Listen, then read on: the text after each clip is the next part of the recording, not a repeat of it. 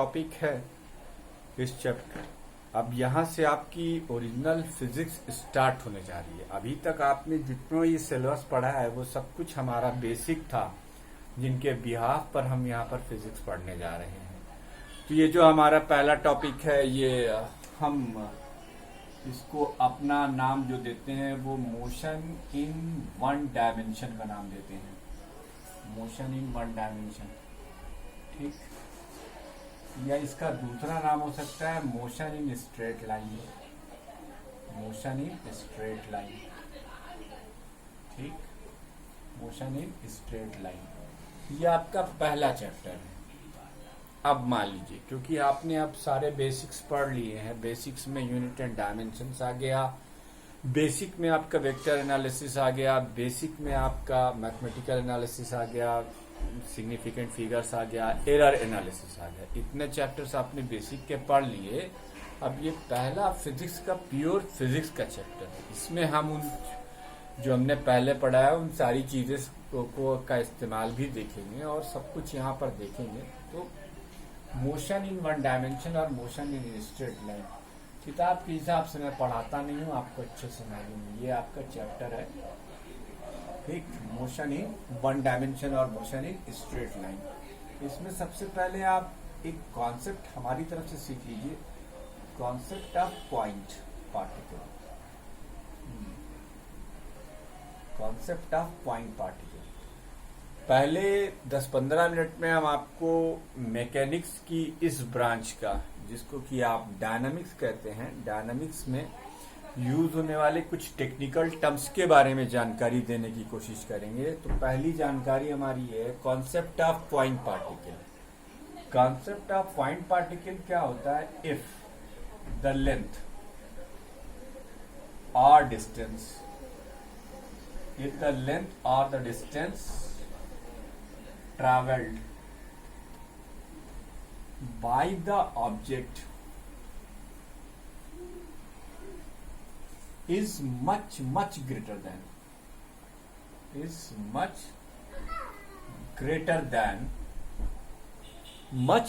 than the dimensions of the object। dimensions, अब यहाँ पे dimensions का मतलब क्या हुआ? लंबाई, चौड़ाई और ऊंचाई। भाई मैं मसाला वसाला नहीं खा हुए हूँ, है ना। जो डायमेंशंस, तो then the dimensions of is much greater than the dimensions of the object. जैसे आप खुद की मिसाल लीजिए, आपके पास एक कार है, उस कार में आप बैठे हैं। कार की लंबाई कितनी होगी? 5 मीटर, 6 मीटर, 7 मीटर, या ट्रक भी हुआ तो 12 मीटर, ठीक है। अब यहां से आप दिल्ली जा रहे हैं, तो दिल्ली की डिस्टेंस क्या है? 495 किलोमीटर मिनिमम। किसी भी रूट से जाएंगे, इससे मिनिमम डिस्टेंस नहीं आएगी।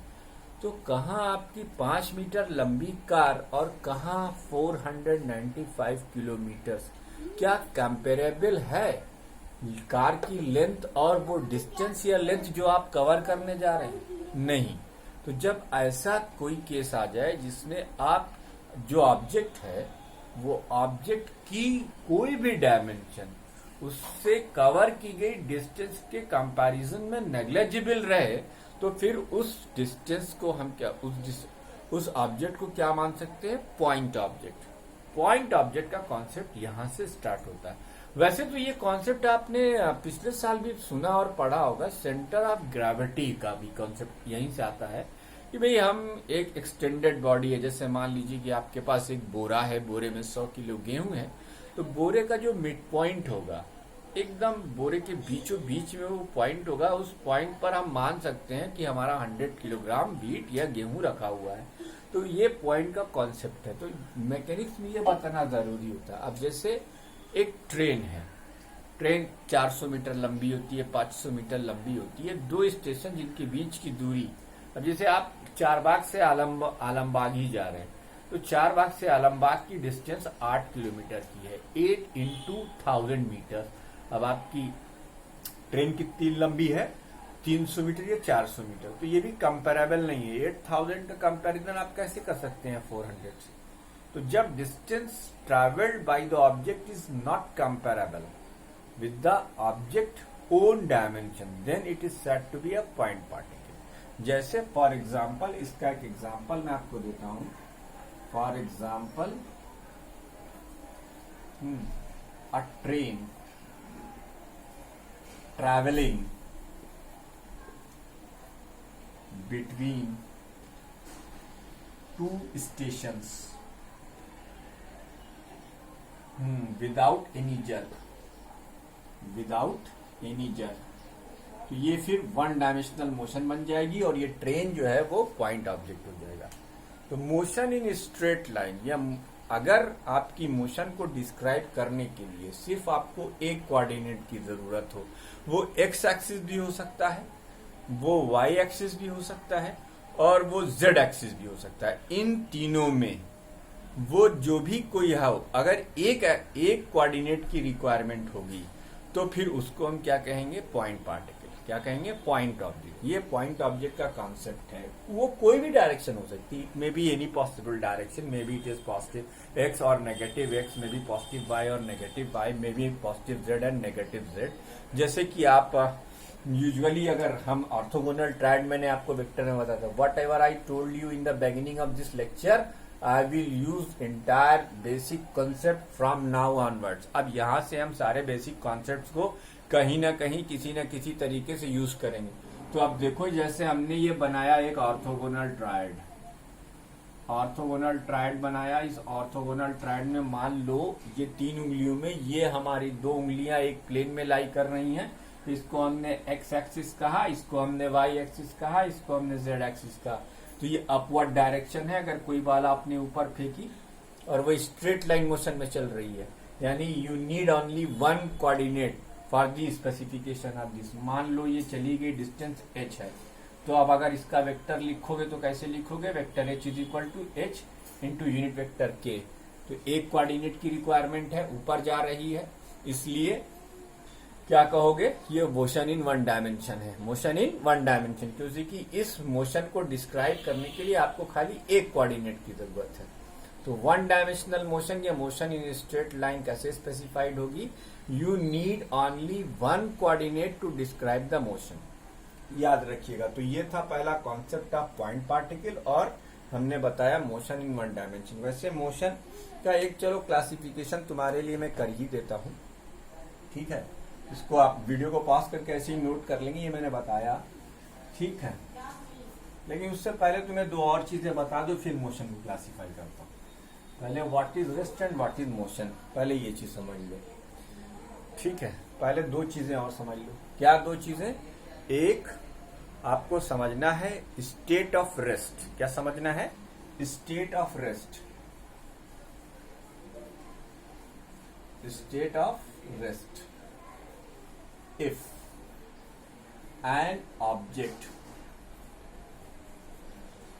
does not change its position,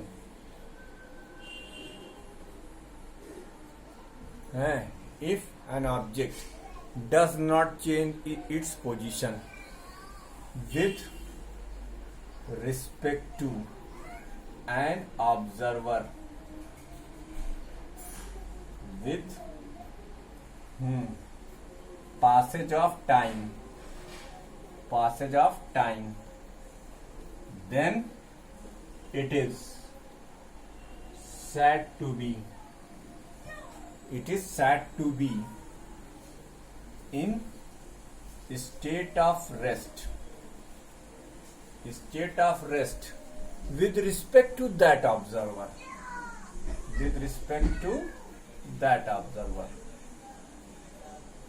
It is not necessary that an object is at rest with respect to someone, then it may or may not be at rest with respect to any other observer. ये बिल्कुल possible है. Motion एक relative phenomena है. I will start with the great phrase. जब motion हम लिखेंगे तो motion अभी हम लिखते हैं, तो व्हाट इज मोशन, तो पहले स्टेट ऑफ मोशन देख लो. स्टेट ऑफ मोशन, जो स्टेट ऑफ मोशन है, इसको अगर हम डिफाइन करेंगे तो लिखेंगे if an object if an object changes its position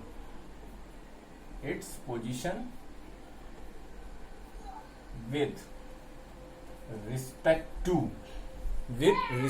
to an observer with passage of time, then it is said to be in state of motion. It is said to be in state of motion. It is said to be in state of motion. देखो, ये तो strict definition हो गई state of rest की और state of motion की, ठीक है। अब एक फ्रेज है, motion is the combined property. Motion is the combined property of the object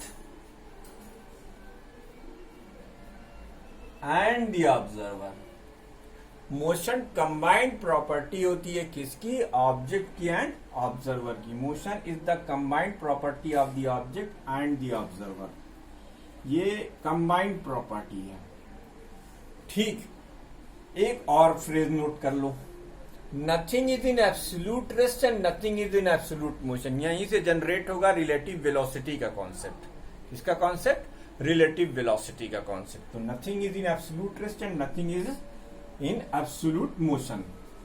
दुनिया में ना कोई चीज पूरी तरीके से रुकी हुई है ना पूरी तरीके से चल रही है। कोई किसी के रिस्पेक्ट में रेस्ट पर है और कोई किसी के रिस्पेक्ट में मोशन पर है। मिसाल के तौर पर आप अपने आप को अर्थ पर खड़ा करके किसी कार को देख रहे हैं, ठीक है, बिल्कुल सही बात है।